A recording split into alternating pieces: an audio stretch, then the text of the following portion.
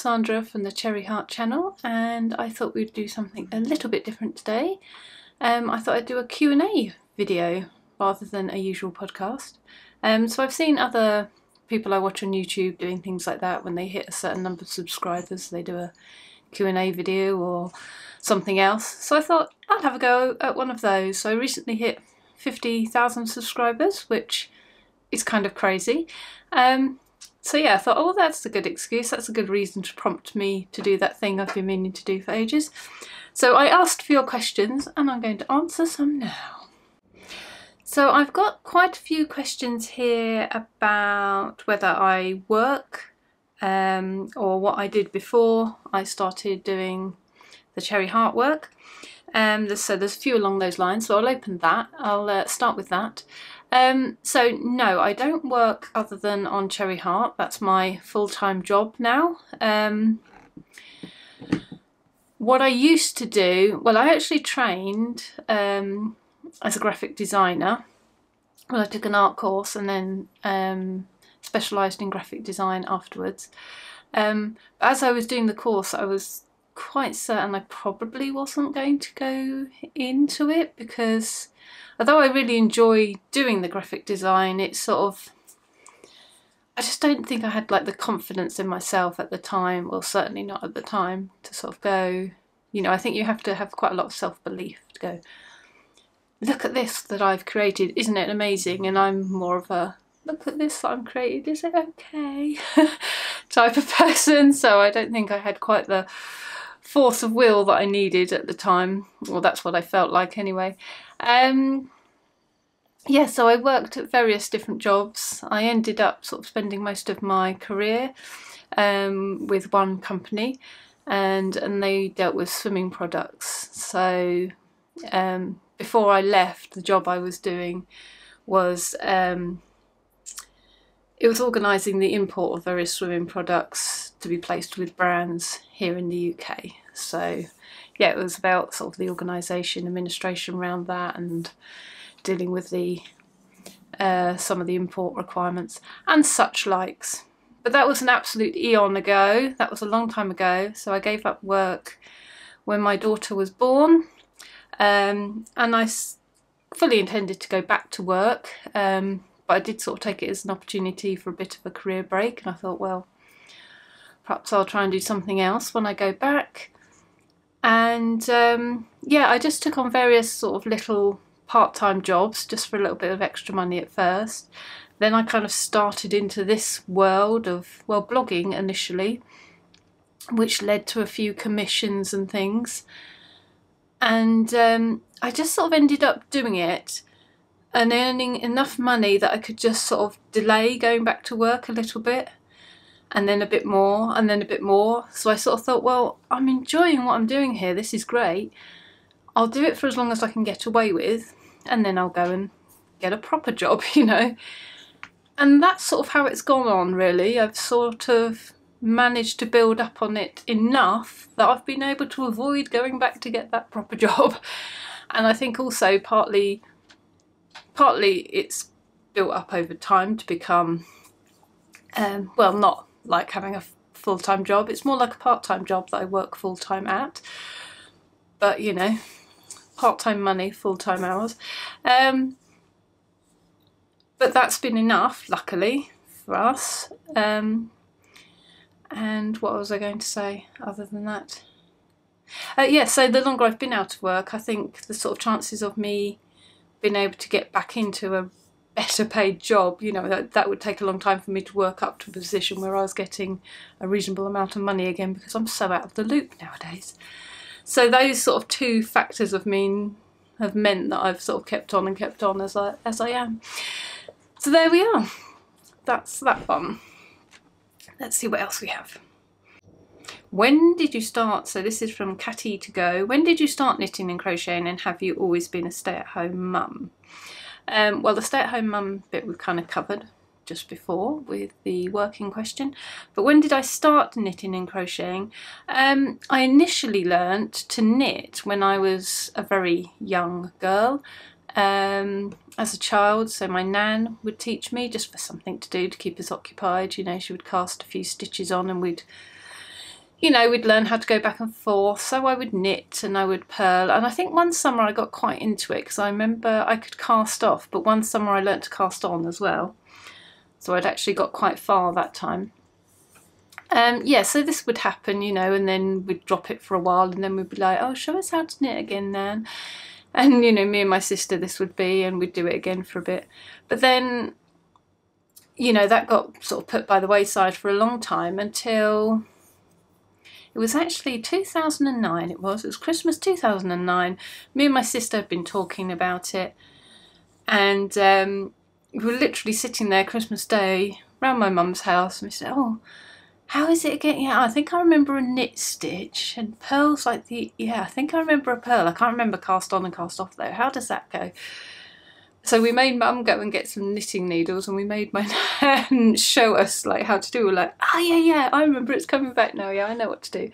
And that kind of just started it. From that point, we were like, we went to the shops, we got ourselves some yarn, and, you know, we got some books and things. And I remember distinctly very early on, I kept seeing things like, oh, that's really cute, I want to make that, and it'd be crochet. Oh, that's really lovely, I want to make that. Oh, it's crochet, I don't know how to crochet. And after a few times of doing that, I'm like, I'm going to have to learn how to crochet. All these lovely little things that I want to make are crochet.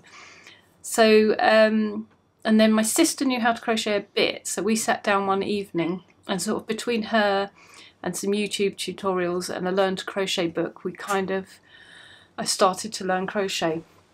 And that was it really, just never stopped after that point. I don't know what clicked into place then. I suppose having a bit more time. My daughter was born by then, so, you know, I had more time at home that I could spend doing it, and yeah, that's where it snowballed from there. So I've got a question here. How many hours a day do you spend crafting? Oh, that's a bit of a how long is a piece of string question, isn't it? It varies so much, basically. I guess when things are at their most normal, I would be doing other things during the day, be that housework or cherryheart work, you know, at a laptop, errands, all the things that, you know, you need to do would take up my daytime, and then I would generally sit and craft in the evening, so I might get 2 or 3 or so hours, and we'll perhaps, you know, sit and relax and watch something, and I'll be crafting while that's going on. And then depending on how full our weekend is, I might get some extra time during the day at a weekend. You know, on a Sunday we might sort of sit and I could spend a few hours in the morning doing some crafting. And then I'd sort of generally trying to fit a bit in between, you know, like if I have, when I was dropping my daughter off at places or picking her up, or, you know, I would take something with me then so I could grab a few minutes here and there, or maybe if I'm waiting for, you know, something to cook for dinner, I might have a 20-minute window that I could pop something in. So yeah, all of that added up, I don't know how much that is. I would say I do at least a couple of hours pretty much every day. And then if I do get any extra downtime, that's probably what I'll do, you know. Yeah, so I try and fit it in probably more than I should. So this one's from Barb Dunkel. Which is the favourite blanket you've ever made? Oh, this is difficult. This is very difficult. Can I have like a top 5? I don't know, because there's different things for different reasons. I think one of my favourites is my Painted Roses blanket, because just the whole thing with that was such a satisfying thing. You know, I had an idea of a square that I wanted to make. I had quite a clear idea, and I was able to create it in crochet that was really close to how I imagined it, so that was really satisfying. Then I made the whole blanket and I really loved how it looked, and then I made a pattern for it, and it was one of my first patterns that sort of was, I guess, successful, if you like. It sort of, you know, it sold well and it seemed quite popular. So yeah, it was just really good. So I think that's got to be up there. And then I think my Battenberg blanket is another one, because it was just such a mammoth project that I started, and I think in the back of my mind I thought, you're never going to finish this. You're going to start it and it's going to turn into a cushion or a, you know, a little tiny baby blanket or something, it's never going to become what you envisage. It's going to take you too long, it'll be way too much work. Yeah, so I think that was really satisfying that I did complete it, and I just really enjoyed the process of making it. It was just a really nice project, so even though I did it, you know, long term, I kind of would work on it and put it away and work on it again a bit later. And I did it over, I think it was about a year it took all in all. I thought it would take me longer, but I think because I enjoyed it, I did pull it out sort of more often. Yeah, so that was very satisfying. And then I think on from that, my crochet star blanket, which is it's very similar in that it's made from solid granny squares, but that kind of resembling that beautiful old sort of old-fashioned quilt thing, and the kind of harmony that I've got with the colours on that one. Yeah, oh, I like that. I like that one very much as well. Okay, we've got one here. How did you become a great crochet / quilting designer? I'm not sure I did. I guess how I got into crochet with design was almost by accident. I think it started at all from having an idea of a certain thing I wanted to make and not being able to find a pattern that quite fit what I had in my mind.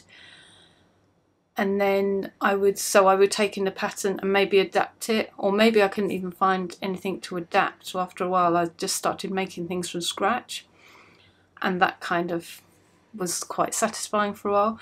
But because I was blogging about these things by that time, I would have people sort of say, oh, how did, you know, what's the pattern for that? And I say, oh, I didn't have one. They go, oh, would you want to write one up? And I was like, oh, yeah, okay, I could do that. So it kind of just started from there, really. And then, as I say, on the back of the blogging, I got contacted from magazines for commission work. That was back in the day where the magazines would contact you rather than you have to chase them. So it was a long time ago. That's it. It kind of snowballed from there, really.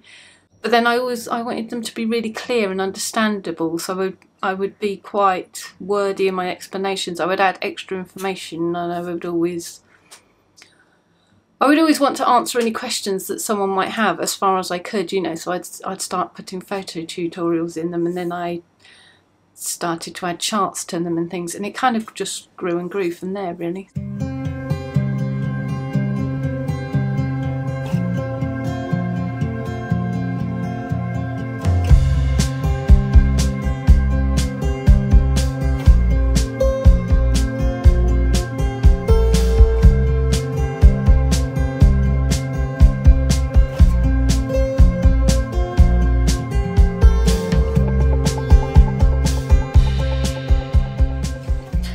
Right, let's have some more questions. So Marty asks, how do you like creating a pattern for a crochet or knitted item? Do you use software? Can you touch on your process? It's frustrating to translate what I picture in my head into a written pattern or directions.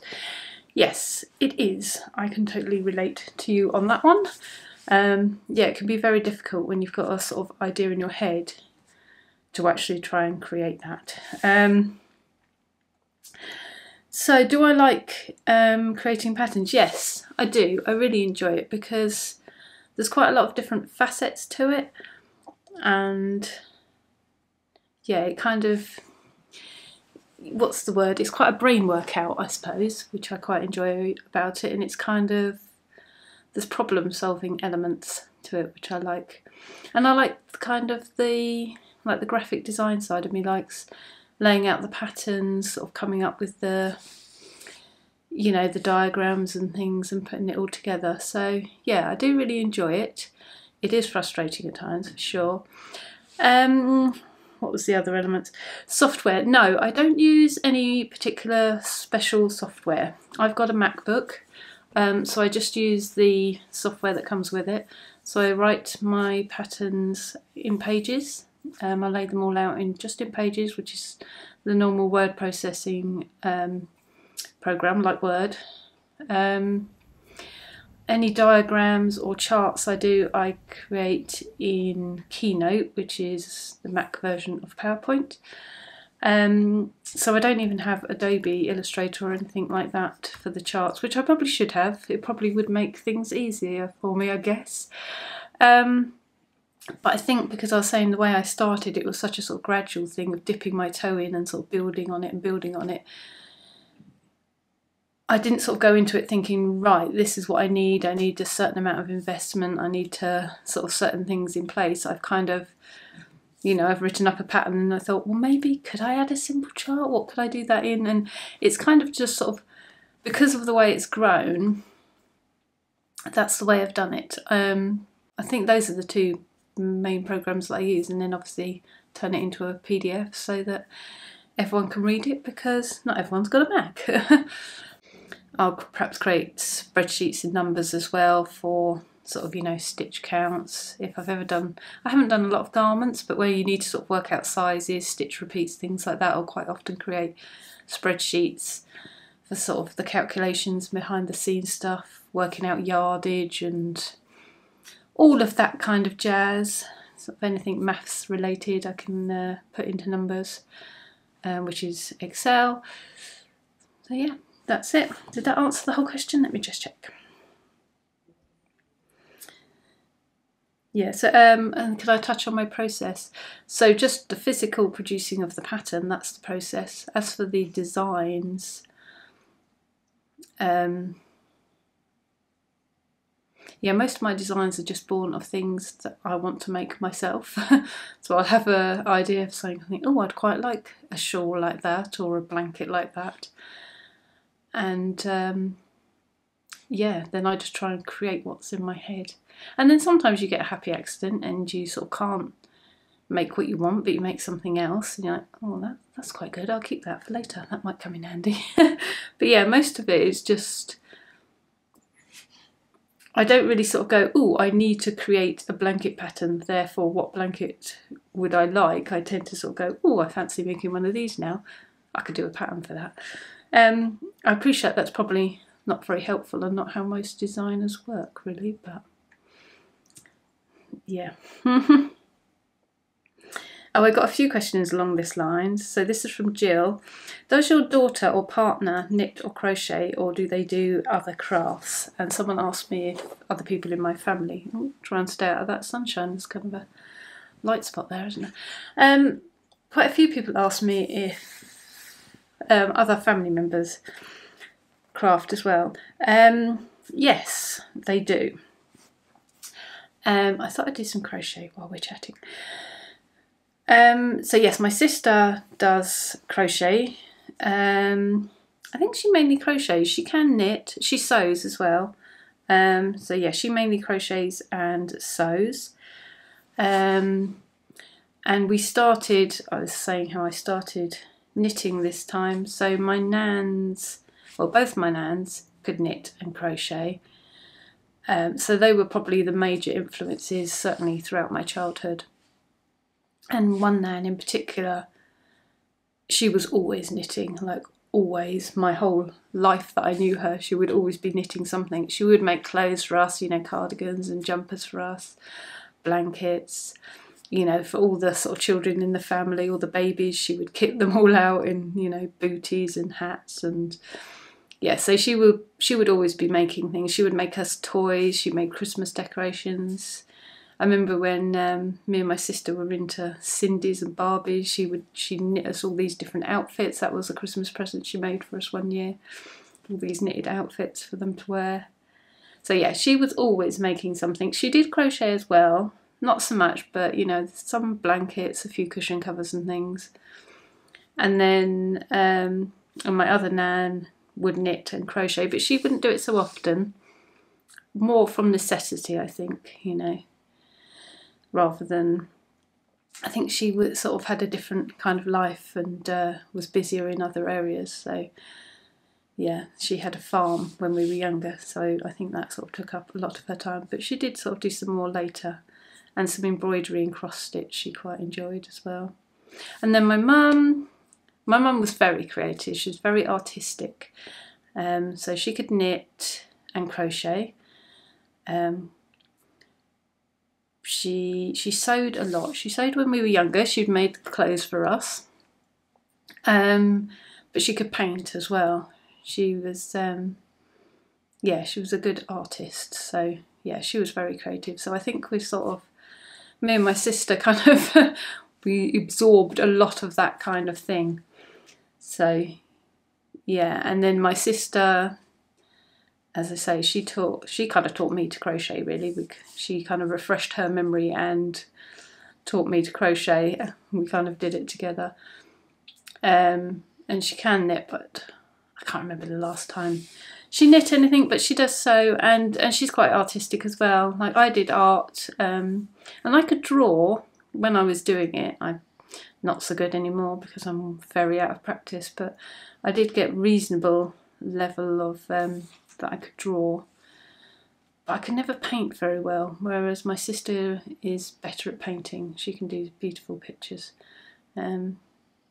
Yeah, so there we go. And as for my husband, well, my daughter, hers, she has learnt to knit as a child, but she didn't really stick with that. But crochet she has kept coming back to. I actually sent her crochet down to university. She asked for it. She wasn't going to take it initially, purely because we were worried about space as much as anything else in the car. But now she's down there. She's joined a knitting and crochet club, so she asked for a crochet, so I've sent that down. So yeah, she's you know, she only does it occasionally and fits it in around other things, and she'll leave it. But she yeah, she does come back to it. So maybe she'll keep with it at some point. Who knows? And as for my husband, no interest whatsoever. I don't think he would describe himself as a creative person. He normally is quite happy to leave all that side of things to me. Yeah, I think it took him absolutely years and years before he absorbed the information that 2 sticks was knitting and 1 stick was crochet. So I don't think there's much hope for him on that front. I don't think there's much chance of him changing his tune on that. So Diana asks, when you crochet, do you tie and knot the joining yarn or stitch over it? So I just join it in and stitch over it. I just hold it in place for a couple of stitches, and then I just weave it in later. I used to tie new yarn on, certainly when I started out, and for quite a long time afterwards I would tie it on, because I was worried about the security of it, sort of yarn ends coming out and it coming undone, and just holding it into place. I couldn't sort of hold everything in place all at once, I think, so tying it on just seemed easier, so I didn't have to worry about keeping it in place while I did those first stitches. But yeah, as time went on I just dropped that and don't bother anymore. Oh, this is another one I got a few things about. So this is from Apples and Peanut Butter, great username. What is your process for choosing colours, especially in multicoloured motif blankets? And who is your favourite knit or crochet designer, other than yourself, of course? So around colours, I got a few questions about how do I choose my colours and things. And, you know, the best way to put colours together.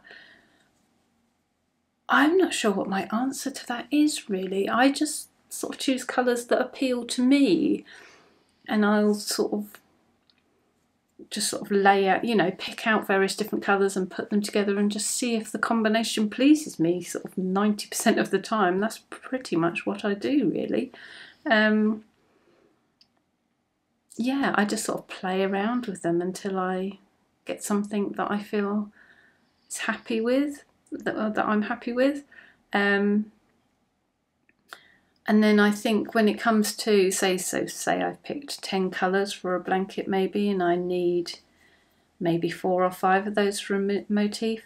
Again, I tend to have favourite combinations in that when I'm selecting the colours, I'll think, oh, those ones look nice together, oh, those selection looks nice together. And I'll make motifs like that first. Or you'll pull, you know, you pull a ball out of your bag and then there'll be a cluster left and you think, oh, that looks nice, I'll do that combination next. And then once I've sort of exhausted all of those possibilities, sometimes just start to work out, you know, what are all the possible combinations I can have. There is a great site, I'll pop a link to it in the down bar below. It's called the Numbers and Permutations Calculator. So you can say how many colours you've got, and you can say how many you would pick, whether you would like them to repeat or not. So let's say you had red, orange, yellow, green as a combination. If you want them to repeat, if you allow repeats, it could go red, orange, red, yellow, for example. So you might not want to use the same colour again, so you can allow that or not. And then you can literally type in your colours. So you can go, oh, red, orange, yellow, green, peach, melba, you know, will-o'-the-wisp, whatever your colours are. You can type them in, and it will then give you a list of every single combination that you could possibly have. So that can be quite handy. And then, but some of them don't work, I find. So I'll go through and I'll put them together and go, oh no, I don't like that one. I'm not putting that one in. So I don't generally use all the combinations, but it can be handy for just, then you know you've sort of tried everything you can try. And then the other thing I do for colour inspiration is just, you know, the things around you, the inspiration around you. So it might be clothes are quite a good one, fabric's quite a good one. You know, you might have a nice dress that's got a floral pattern on it and the colours look really nice together, or you might see a pair of curtains in the shop that have got a really nice fabric and you can take the colours from that. Or, you know, so interiors, fashion, they can be good for good colour combinations. Yeah, so anything like that. I've made a few things where I've taken a, you know, a colour palette from, say, Cath Kidston, I'm sure a lot of us have, and or something else like that. So yeah, that could be a good one to look out for. Oh, and another one from Apples and Peanut Butter here. What is the best way to join crocheted hexagons so that the whole side is attached and is not a join as you go method? I prefer join as you go, but sometimes I really need to lay out the finished motifs for a colour placement first. Yes, I'm exactly the same. I would join as you go for everything if it wasn't for the fact that sometimes you want to see how your colours are going to work and have a shuffle and rearrange before you finalise it. You can't sometimes do that to the end. So the best way, if you want to join them all along the sides afterwards, is basically you've got two options, I think, haven't you? You can either crochet them together or you can sew them together. So if you're going to crochet them, you've got quite a few options, as in you could do it from the front side and have kind of like the visible, very visible join with a ridge. You can do it from the back to hide it more. You would usually use a double crochet, so that's an American single crochet, but that does make kind of a ridge. So you might choose to slip stitch them together. You might go through both loops, just the back loop, just the front loops, depending on what look you want, how much you're trying to hide them or make a feature of your joins. And then if you're sewing them together, I guess you can just whip stitch them together. So that's where you literally, you know, if you had your two squares, go through both, take the yarn round and then just go through the next. So literally round and round and round, stitching them all together. Or you could do mattress stitch, which is like a ladder stitch, where you kind of go into one side and then you go across in stitches of the other side, and that's like a this. But that gets the motifs very clean together and is an invisible join. So that can be quite nice. A little bit time consuming, but quite nice. So yeah, and other than that, I would just join them in rows, you know, one flat edge together till I had loads of rows, and then just go up the zigzag. You know, once I've got those rows, go up the zigzags to join all the rows together. That's all you can do, I think. That's what I'd do anyway. Oh, I didn't answer the who is your favourite knit or crochet designer other than yourself, of course. Oh, let me see. It's difficult with crochet because there are a lot of designers that I admire, but also it can be quite difficult sometimes to follow other designers quite closely, because if you make a pattern yourself, you don't want to be like copying or influenced what other people have done. So I might have an idea for something, but then I'll see someone else's design which is kind of similar, but it's not my idea, and then I feel like, oh, is that too similar? I'm not sure I can do my idea now because I've seen what they've done. So sometimes it can be quite difficult. But I think for designers that I really admire, I mean, Jane Crow is amazing. I'm sure you've all heard of her, but just her designs, her blanket designs, so intricate, just absolutely stunning, beautiful. So yeah, I really admire her work. I think the Crochet Project is another one that, yeah, so Kat Goldin and Joanne Scrace, yeah, they just did beautiful work, and I just really admire what they've achieved and how they sort of moved crochet on. You know, there's that sort of old-fashioned idea of crochet being just granny squares, and I think they did a lot to kind of really move it on from that. You know, making nice garments and shawls and using really nice luxury yarn, which is very much, you know, my thoughts on it as well. It's, you know, definitely worthy of our most beautiful yarns. So yeah, I really admire theirs. And also Linda, I'm not sure how you say her last name. Skuya, is it? I'll put it on here. Yeah, Linda just does, oh my goodness, amazing work. If you've ever seen, I'm sure you have seen her patterns, because she's very prolific and she just makes absolutely beautiful garments, an awful lot of crochet garments. And again, I think where Kat and Joanne had moved things on, she kind of moved it on another level, especially for crochet garments, that yeah, you can wear crochet garments actually, and you can have some absolutely beautiful ones. So yeah, very, very beautiful, very clever people. And then knitters that I really like are, I really like Isabel Kramer. She does a lot of designs that really appeal to me. And Hoki Locatelli, she does beautiful work as well.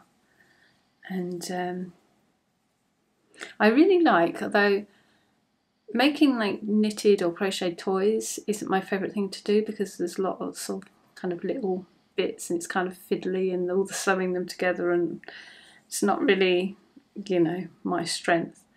But Julie from Little Cotton Rabbits, wow. I mean, if you want to make a knitted animal, so beautiful, so cute. She's very, very good at what she does. Oh yeah. Let's take another question. So, question from Pamela. Hi Sandra. If you have time, I wonder if you could explain or demonstrate how to do an I-cord bind off, please. Thank you. No, I don't think I could actually, to be honest. So an I-cord bind off is something that you use in knitting, and I think I have done it once, and I think I did an I-cord edging once or maybe twice. Yeah, but I just followed the instructions that were in that pattern. It's not something that I've done enough that I feel like I could explain it brilliantly to anyone else. So yeah, I might have to pass on that one. I'm not really sure. What is your favourite craft? Crochet, knitting or sewing? Would you consider doing a tutorial for your hexi cardigan? Oh, that's from Kathy. Yes, I would consider doing a tutorial for my hexi cardigan. I totally planned to do that, but I just think events this year, it just got kind of railroaded at the point when I was making it. I'd started making plans for the tutorial. I've made preparations for it. But yes, then events conspired. And then it was sort of the middle of summer when I next got a pause, and that didn't seem quite the right time. So maybe now's the right time? I don't know. I must do it though. I had planned to, so I shall have to try and finish that. And then, what's my favourite craft? Ooh. How can I choose?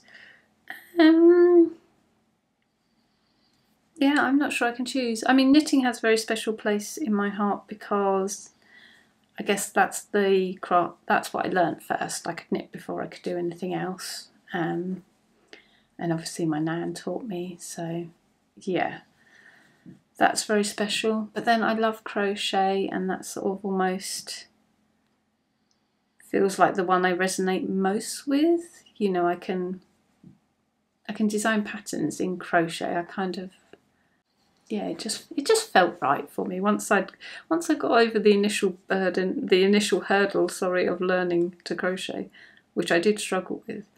After that, it all seemed to fall into place.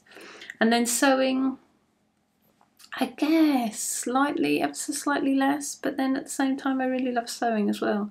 I love how quick it seems compared to, you know, knitting a garment. You could make an item, sew a few bits together, and you've got most of an item. It's crazy, the speed compared to knitting or crocheting things. So yeah, I think they're all just really fulfilling in completely different ways, and I kind of like that I can swap between them, because perhaps if I'm not in the mood for crocheting, I can switch to something else and vice versa. So yeah, I can't choose, they're all my favourite. Right, so I will leave it there. I think this will be enough questions, and it'll be long enough that you won't want to hear any more from me. I'm sorry if I didn't get to your question. I tried to answer as many as I could. But if you've enjoyed this, maybe I'll do another one at some point, and hopefully I'll answer your question next time then, if I do. So yeah, let me know if this is something you've enjoyed and you'd like to see again at some point. But if not, I will be back to my regular podcast soon enough, so I will do another one of those soon. But anyway, thanks for sticking with me all this till the end if you have, and I'll see you next time. Bye!